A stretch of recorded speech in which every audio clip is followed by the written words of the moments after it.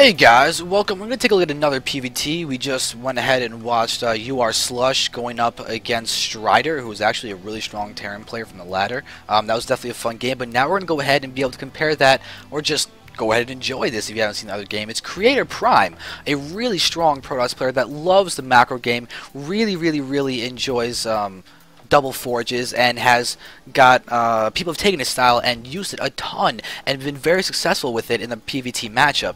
You just I can outline the build if he's going to go for it, but I won't do that right now. I was about to do it, but I figure you guys might not be wanting that analysis quite yet, because we still haven't taken a look at his opponent. You've already seen them chatting it up in Korean, so I have no idea what they're saying. But it's going to be Liquid.Jinro, a favorite of Team Liquid. He used to be, he was one of the few foreigners to really get high in GSL. He was top 4 at one point, and he's a blue Terran in the bottom left. We're going to play on Tal'Darim Altar, which really makes me curious about what he's going to be doing, because Tal'Darim Altar is a map that can be very frustrating for Terrans. I've heard a lot of Terran friends of mine complain about trying to manage this map, but there's a lot of things that can be done for them. Hidden expansions are incredibly powerful, and whenever you have trouble with TVP on this map, I really think that drops could be a huge. Oh my God, is Creator.Prime going to Nexus first? Ooh. Creator.Prime's going to Nexus first. That is a deviation from his... actually, no, it's not a deviation from his style, because this is perfect. It's macro, it's setting it up. Normally you begin it... How greedy is his Nexus going to be? He's at 16 food in his... Okay, I was going to say, if he's going to go for an 18 Nexus... First off, a 17 Nexus in PvT is already pretty greedy. I know Axlab, when he was doing his Nexus first, all that stuff in PvT, he was getting his at 15, I believe. I think I've seen MC go for a 15, maybe a 16, but 17 is something I have not seen before. So I am really intrigued about this, but it looks like Jinro is also command-centered first, so Creator's not going to take any pressure from this.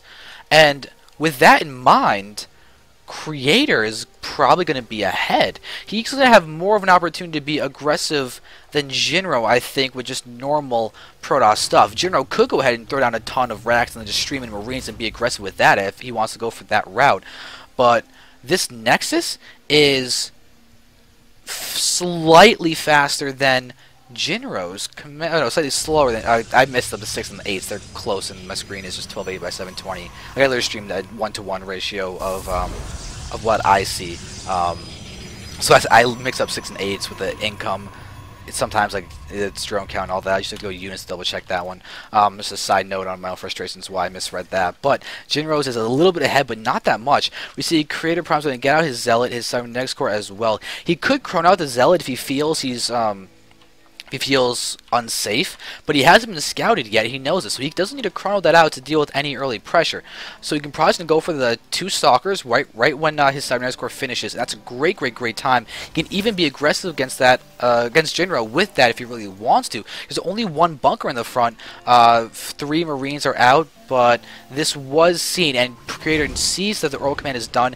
He has got to be thinking that it's the fastest command center that really could be. So Jinro, we see with his 2 racks only and double gas, he may be doing the complete opposite of what I was saying by going for a lot of Marines and pressure, and instead going for a tech and maybe going for a faster drop kind of play. But Creator's going to go ahead and move in with the Zealot. He may even just sacrifice it, move into the main base, and try and get that scout. But Jinro is now throwing on an additional 2 racks, so he's probably going to be not taking quite as fast as I originally thought that he might with that double refinery. He can probably work on getting out those add-ons, stay a little more barracks heavy earlier on. I think that actually sounds a lot safer and less risky, even though I like the riskiness and the greediness of trying just to do a little bit of fancy pressure by doing drops and not committing to any full-blown attack. Creator is, as we can see, throwing down a few gateways. We see no robo yet. It's building, it's not done, but the big thing is no forges. That's what I actually meant to say, no forges instead of robo, but I'm trying to think in my head also about the build order, because it starts off with 3 gate and a robo. You then can throw down 2 forges. You throw down your Twilight Council once your upgrades have begun, and then you move on. You just keep on chronoing out your upgrades. You get your 3rd around 11 minutes, or a little bit greedier if you can see that you have that opener, and you once you're on 3 base, you can start working on getting your Templar archives. You can even do that in 2 base if you're seriously nervous about being able to hold it. And then you get you go for Colossus after 2 Immortals to make sure that you have enough to defend early attacks. You may go 1. He may want to just only go for 1 Immortal and go for a faster Colossi because of the greediness of Jinro, or go for a third first. I don't know. There's a lot of things they can do to based on reading it, but we actually do see the double forge. So yes, this is exactly what I see. I want to see Creator going for this massive upgrade, really strong late game style, and Jinro is letting him doing this, and I really want to see if Jinro can put on some pressure, start doing some drops at some point. He's just now throwing down his factory. He's already working on his stim and combat shield, so he's going to have stim more than in time for his drops. And if he can do a drop in the main and either a drop in the back here or a frontal assault, one of those two with a drop in the main could be incredibly effective, especially because we see a little bit of our Tosis pylon for these couple buildings. This pylon does not power this robo, and this pylon only reaches... Actually, I don't know if it actually powers this top. I don't think it does. I think these buildings are all on this one pylon. If that gets sniped, that would be hilarious to see, in my opinion. But now with these zealots and everything moving along, Creator's got a good little way to defend any attacks. We can see that he actually moved his stalkers from his main and his natural to defend a frontal assault. His +1/+1 are now halfway done. Twilight Council is down. He is doing this build, and he is the creator of it, literally. Enjoy those player puns. They're such bad caster jokes, but they're just always amusing for me to do. So here you have Jinro with the money number of Marines to engage in the early parts of the mid-game. It's 16 Marines. It's so powerful. A lot of damage. We can actually see him scan and try and take down his assimilator, but he sees the army and will immediate retreat. There is that one Immortal. Will he indeed? I think he will indeed just stick with that one Immortal. RoboBay just got put down now, so maybe he'll go for another one. He may feel like it's safe just to go with one, but his style does usually call for 2.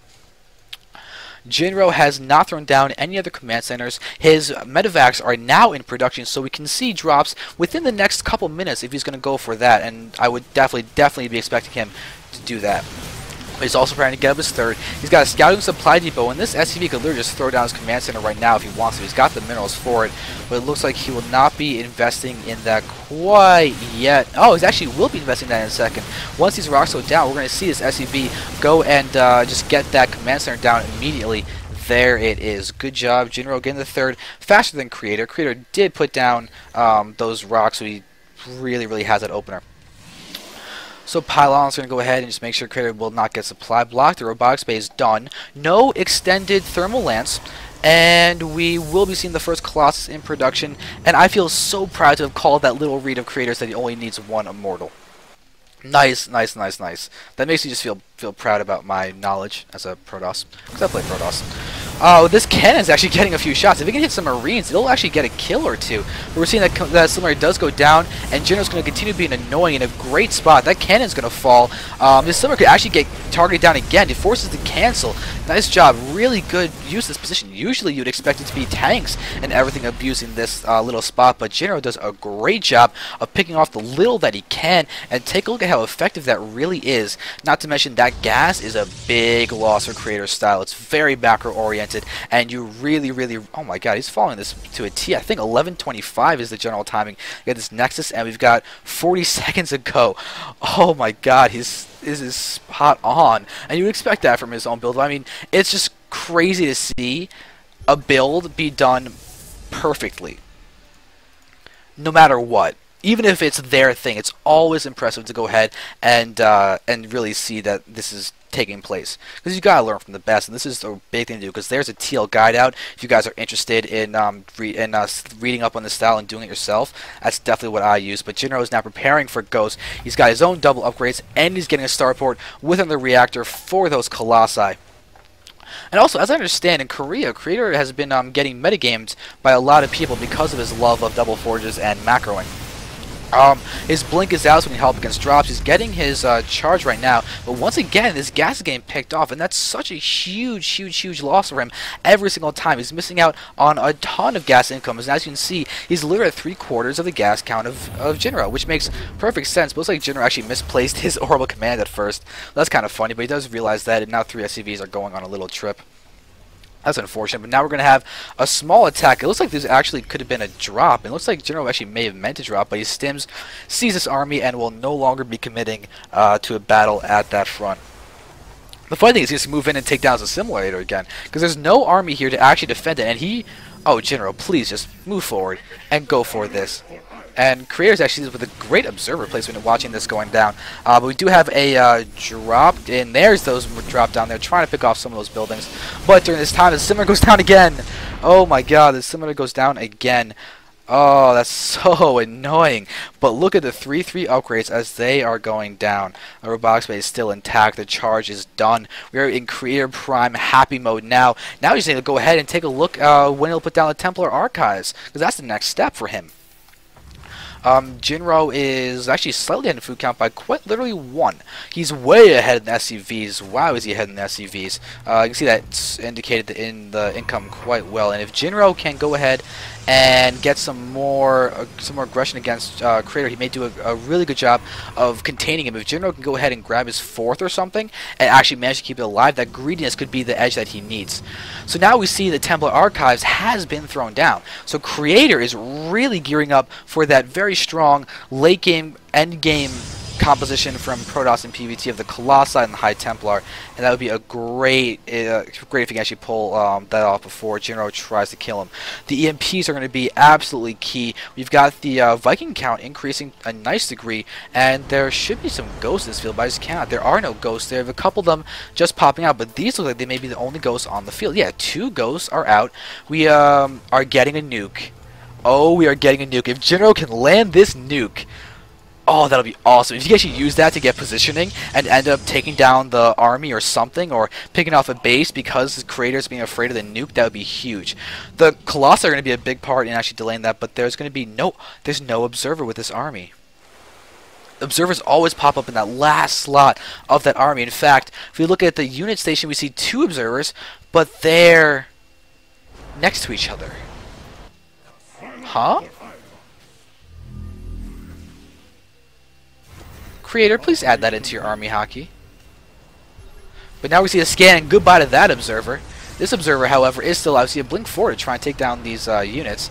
But let's take a look at Creator.Prime's 3-3, and Jinro is getting his 3-3. Let's going to start jockeying to get a better attack angle, and we're going to go ahead and start pushing in. We've got an almost engagement. There we see a nice blink, picking off a Viking. That's a nice little thing, and looks like the spotter supply depot is going to go end up falling and losing its life. We see a stimming on only a few units. Nice, trying to bait Creator into an unfortunate angle attack, but to be honest, Jinro really needs to engage in this choke. Those Zealots, if they get a big surround, will be horrible.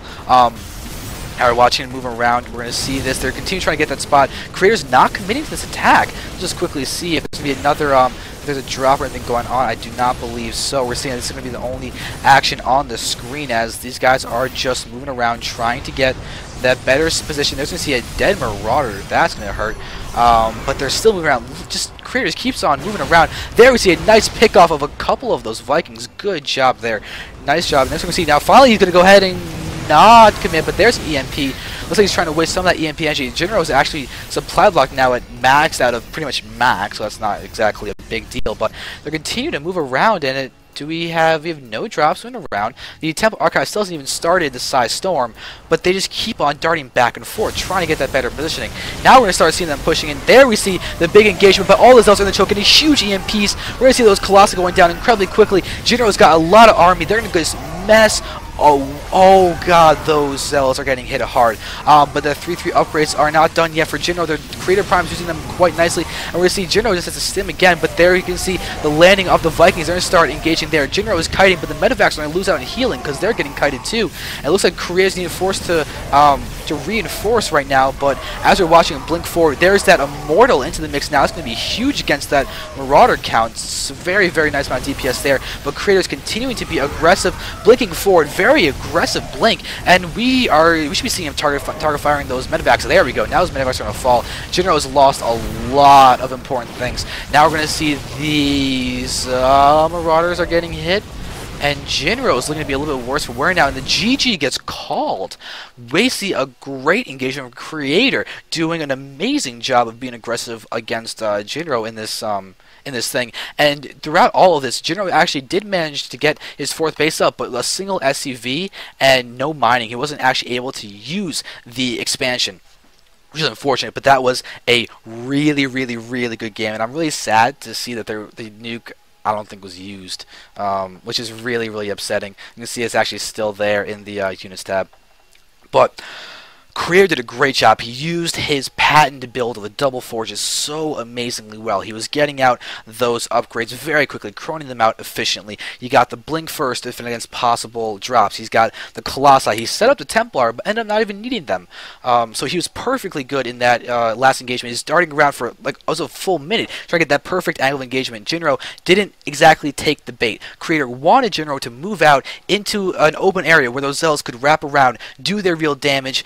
And in the end, the double upgrades really may have been the thing that won Creator.Prime the game. Jinro was great on his upgrades too, getting them 2 at a time. He was having the 3-3 so close to being done at that ending push, but Creator timed that incredibly nicely, and one might say luckily, but the point still stands. His build was solid. He was getting a 4th base throughout all of this too. We see that's actually there. Here, I don't remember if I actually pointed that in the game. I hope I did. If I didn't, you see it now, so you're fine. But it was still impeccable play by both players. I still want to see Jinro do a few more drops, but it was really fun to watch both these players play, as they've been on my list of people to watch for an incredibly long time. So I hope you enjoyed. I'm going to say thank you very much for watching, and I'm going to go ahead and head out. So, bye-bye.